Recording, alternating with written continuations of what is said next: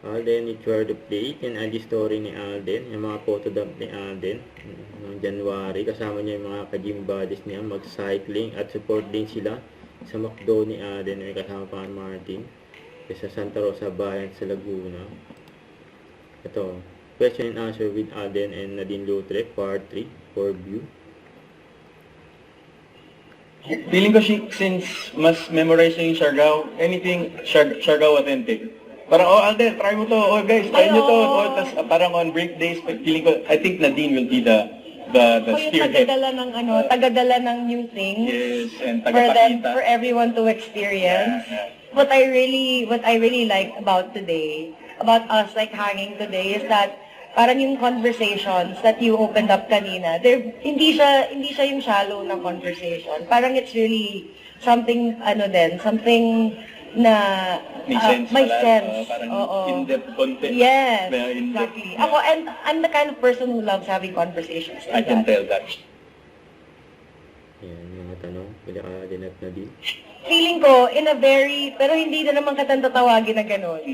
But, if yung mga taga-isla natatawag sa'yo, pwede ka nilang tawaging Den. Oo. Mahilig sila mag-ulit ng name. Oh, okay. Okay, so...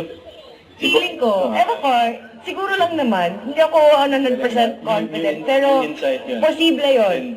Kasi marami akong kilala na gano'n yung name, paulit-ulit. Yun. Den.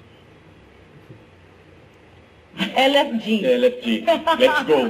Ngayon na. Book na yung flight. Let's Yan. go. Love Siargao, streaming soon, Only on you. Yun, no? Hi guys, Selena here from Lumistar, and today we're Wonderful giving you an moment. exclusive look Music behind the festival. MediaCon of the grandest P-pop music festival Yes, here in the mga producer Philippines si with Alden. Mr. Alden Richard himself, Si Gary and of course, Segan, powered by Alden. IME Philippines.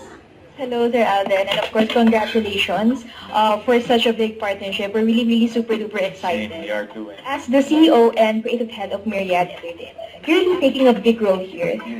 So beyond the performances, what's your goal for this project? What we really want to happen is yung pauwi sila, pinag-uusapan pa rin nila yung culture. That's the messaging, that's the content, that's the performance, and the total experience that we want to give our audience and the ones who will go and watch this music festival that want to give value.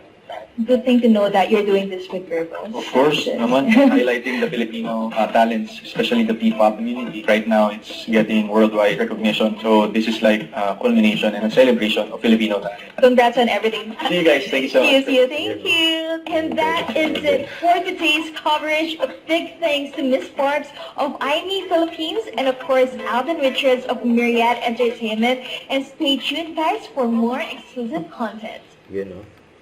May Wonderful Moments Music Festival. Nasa February 7 at 8 na yan. Isa sa mga producer, si Alden Richards at IME Philippines. Yun, no? Don't forget to subscribe, click the notification bell for more updates. This is Richard, the Action Live. Stay tuned for more videos. See ya.